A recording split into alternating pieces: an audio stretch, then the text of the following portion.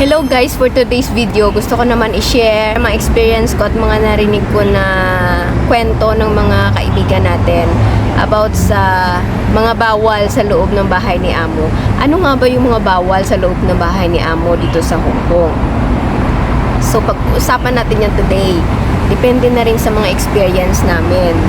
So dito kasi guys, pagdating mo mismo, bibigyan kanya ng rules and regulation. Mayroon kanyang do's and don't na paper. 2 page, 3, depende kung gaano kaselan yung amo mo.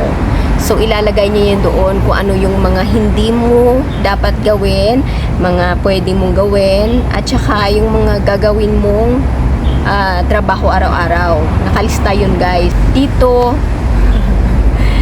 naka-organize lahat ng gagawin mo sa isang araw. So, alam yan nila. Alam mo yan kung anong gagawin mo sa paggising mo mismo.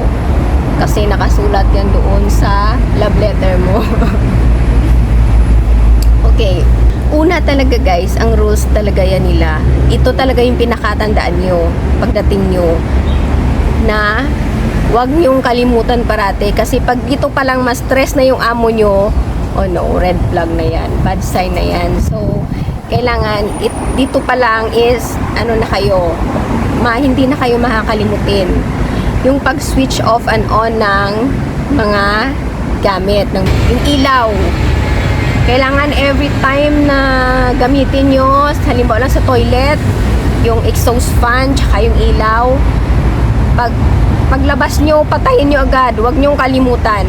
Patayin nyo agad kasi importante sa kanila yung bawat minuto na gumagana yung appliances nila or gamit nila na walang gumagamit. Pagsasayang yun para sa kanila, para sa kanila is hindi yun maganda. So, tandaan mo yan talaga. And then, halimbawa lang gumamit ka sa kusina, patayin mo agad. Huwag mo nang patagalin kung hindi mo naman ginagamit sa kusina yung ilaw. Sa kwarto mo, lalo na sa kwarto mo. Hindi tulad sa atin na nakabuyang-yang lang dyan, open yung mga ilaw, hindi. Dito, patayin mo. Pag wala ka sa kwarto mo at hindi madilim, huwag mong i-on. Kung madilim, i-on mo. Paglabas mo, kailan patayin mo muna. Kahit babalik ka pa ng after 5 minutes, patayin mo talaga yan muna. Yun yung mga Chinese dito. Yun yung ano nila, ginagawian nila, huwag magsayang. So, yun talaga yung tandaan nyo. Yung TV, pag umalis kayo ng bahay, kailangan i-switch off nyo yung, syempre patayin nyo yung TV, tsaka yung switch nya, i-off nyo talaga yan. Paglabas nyo ng bahay, yung mga fan, yung mga ilaw nila, yung stove, lalo na yung stove, pag umalis, pag lumabas kayo ng bahay, ang pinakahuli nyong gagawin bago kayo mag-step sa labas ng door is tingnan nyo muna yung kung ano yung mga nakabukas. Lalo na sa kusina.